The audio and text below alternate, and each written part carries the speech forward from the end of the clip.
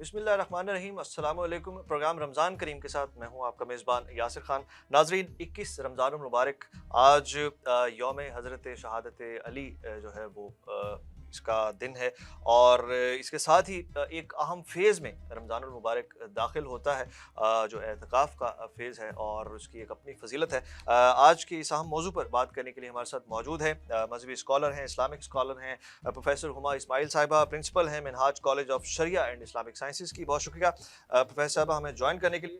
سب سے پہلے بتائیے گا کہ ایک اہم فیز کا اب شروعات ہو چکی ہے، اس فیز کی کیا فضیلت ہے اعتکاف کی، اور اس کے بارے میں اس کے مقاصد کیا ہیں؟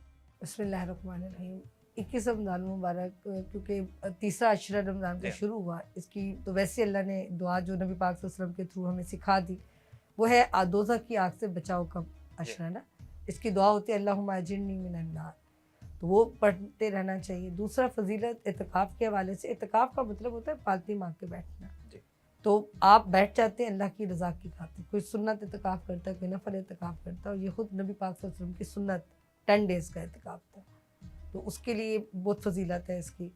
اور ظاہر بات ہے میں دنیاوی اعتبار سے ایک چھوٹی سی مثال دے دیتی ہوں کہ اگر کوئی 10 دن کوئی سائل ہمارے دروازے پہ کھڑا رہے تو سخت ترین بندہ بھی کوئی نہ کوئی دے ہی دیتا ہے اس کو۔ جی یہاں تو رب کی بات ہے جو 70 ماؤں سے زیادہ محبت کرتا ہے، جی تو انسان یہاں بیٹھ کر جب مانگتا ہے نا رب سے، کیونکہ آپ نے پہلے 20 دن متقی ہونے کی کوشش کی، you have tried your best نا، اب آپ نے پالتی مار کے بیٹھ گئے، اعتکاف میں بیٹھ گئے، مولا کہ اب وہ کروں گی جو تو نے کہا، جی ہر ایکسٹرا چیز کو لائف سے نکال دی۔ اب جب آپ اعتکاف میں بیٹھ گئے، 10 دن اس کی بارگاہ میں توبہ کرتے ہیں، رب سے اس کی نعمتیں مانگتے، اس کا فضل مانگتے، آپ حاصل کرتے ہیں۔ تو اعتکاف کی فضیلت بھی بہت زیادہ ہے، انشاءاللہ اس پہ مزید بات جی۔ ہو سکتی ہے۔ اچھا، یوم شہادت ہے حضرت علی کا، حضرت علی کے حوالے سے اسلامی تاریخ میں کیا اہمیت ہے اس دن کی، اور فضائل علی کیا ہیں؟ دیکھیں اس دن کی اہمیت تو ابھی اعتکاف کے حوالے سے میری بات ہو گئی آپ سے، اور حضرت علی رضی اللہ تعالیٰ عنہ کی ہستی کی اگر فضیلت کی ہم بات کرتے ہیں تو نام علی ہی بلندی کے معنی میں چلا جاتا ہے۔ تو مولا علی رضی اللہ تعالیٰ عنہ کے لیے تو آقا صلی اللہ علیہ وآلہ وسلم نے بہت زیادہ ان کے فضائل بتائے بھی۔ آپ فضیلت کا اندازہ یہاں سے کر لیں کہ قرآن پاک میں اللہ رب العالمین نے سورہ توبہ ورس نمبر 100 پارٹ نمبر 11 میں اللہ رب العالمین نے خود فرمایا والسابقون الاولون من المہاجرین والانصار، وہ جو شروع والوں میں مومن ہوئے تھے۔ اب شروع والوں کی میں ڈیٹیل کا تو ٹائم نہیں ہے، شروع والوں میں مردوں میں حضرت ابوبکر صدیق، خواتین میں حضرت خدیجہ الکبریٰ، اور بچوں میں مولا علی رضی اللہ عنہ۔ اور آپ ان کی جرأت، بہادری اور فضیلت وہیں سے شروع ہوئی نا، کیونکہ پہلے انہوں نے ہمت کی۔ فضیلت لینے کے لیے آپ کو کرنا پڑتا ہے، گیو اینڈ ٹیک سسٹم ہوتا ہے۔ وہ 9 سال کے بچے، حضرت جابر فرماتے ہیں کہ حضرت علی فرمایا کرتے تھے کہ میں 9 سال کا تھا، سارے قریشی یعنی سینکڑوں کی تعداد میں بیٹھے ہوئے، حضور ان کو تبلیغ کر رہے ہیں کہ مومن ہو جائے، دے آر سائلنٹ۔ حضور بار بار کہہ رہے ہیں انا محمد رسول اللہ، میں اللہ کا رسول ہوں، مومن ہوں، کوئی نہیں کلمہ پڑھ رہا۔ حضرت علی کھڑے ہو کے کہتے ہیں میرے چچا زاد، میں نہیں جانتا آپ کیا کہہ رہے ہیں۔ ینگ مین تھے، بہت بچے، ینگ مین کہہ رہے، وہ چھوٹے بچے تھے 9 سال کے، وہ کہتے ہیں میری ٹانگیں کمزور ہیں لیکن میرے چچا زاد مجھے آپ سے محبت ہے۔ یہ الفاظ بولنے کی دیر تھی، حضور نے اپنی طرف بلا لیا، آئے تو حضور کے ساتھ بیٹھ۔ پھر وہ بچہ جو کمزور تھا، ٹانگیں کمزور تھی، اللہ نے ان کو حیدر کرار بھی بنایا، فاتح خیبر بھی بنایا، پھر وہ اسد اللہ بھی بنے۔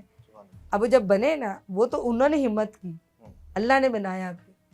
بنانے میں آپ دیکھیں کہ اللہ رب العالمین نے بہت فضیلتیں ان کو دی حضرت علی کو۔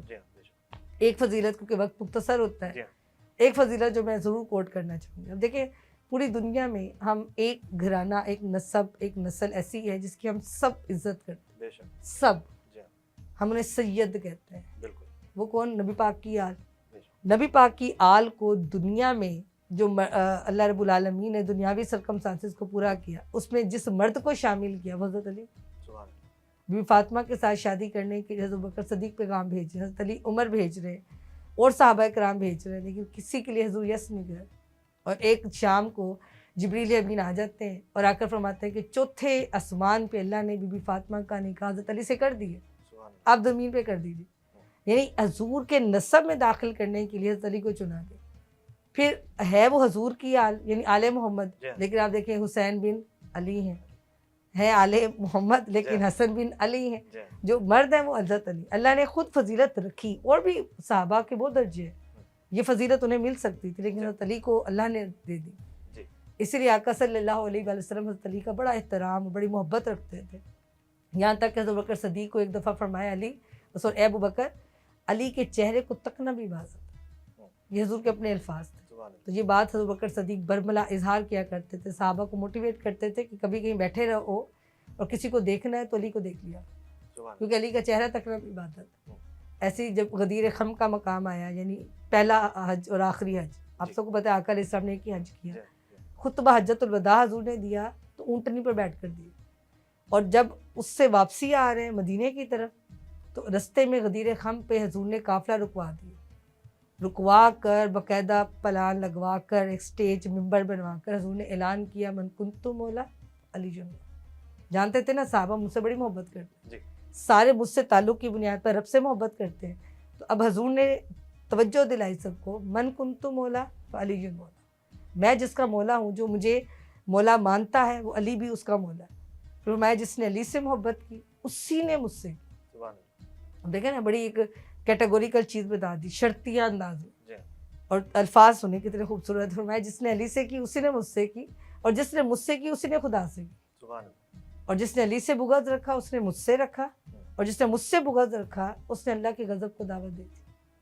اب اندازہ کر لیں کہ فضائل میں کتنی بڑی بات. میں اس کو اکثر سمجھانے کے لیے یہی کہتی ہوں کہ حضرت علی حضور علیہ السلام پہ رب, تو لوگ اکثر ہوتا ہے کہ یہ کیسی بات ہے جی پہلے علی, تو میرے ذہن میں ایک ہی بات آتی ہے کہ جواب آتا ہے کہ بھئی آپ اگر 10 سیڑھیاں بھی چڑھتے ہیں 10ویں سیڑھی بہت اونچی ہوگی لیکن پہلی پہ قدم رکھنا پڑے گا تو آپ وہاں پہنچتے ہیں.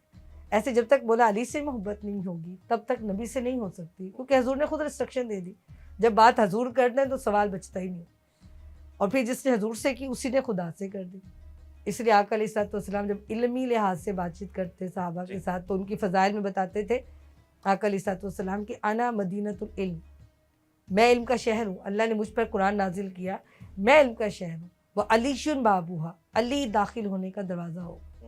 یعنی اگر ہم آج ہم تعلیم ایجوکیشن ہر طرف چل رہا ہے, ہر ایک کا جو ایک مین پوائنٹ ہے, تو نبی پاک صلی اللہ علیہ وسلم سے بڑھ کر تو کوئی تربیت نہیں کر سکتا. انہوں نے فرمایا علی کے در پہ بیٹھیں گے, مولا علی سے محبت رکھیں گے, ان کو علمی لحاظ سے یاد کیا جائے.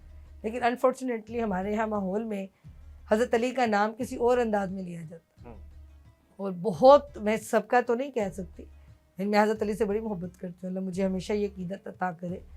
لیکن بہت سارے علی کے چاہنے والے ظاہری طور پر ضرور نعرہ علی بلند کر رہے ہوتے ہیں, لیکن مولا علی تو نماز کو بہت محبت سے پڑھتے ہیں, اتنی محبت سے پڑھتے تھے کہ ایک مرتبہ جب نماز پڑھ رہے تھے تو نماز کے دوران, یعنی حضور صلی اللہ علیہ وسلم نے صحابہ کو پہلے سے کہہ دیا تھا, کیونکہ حضرت علی کے نا پیر میں نیزہ کھب گیا, ادھر سے گیا ادھر سے نکلا ہو. حضرت علی کو شدت کی تکلیف تھی, ہاتھ نہیں لگانے دے رہے تھے. حضور نے صحابہ سے کہا جب علی نماز پڑھے نا تب کھینچنا, علی کو پتہ ہی نہیں چل رہا.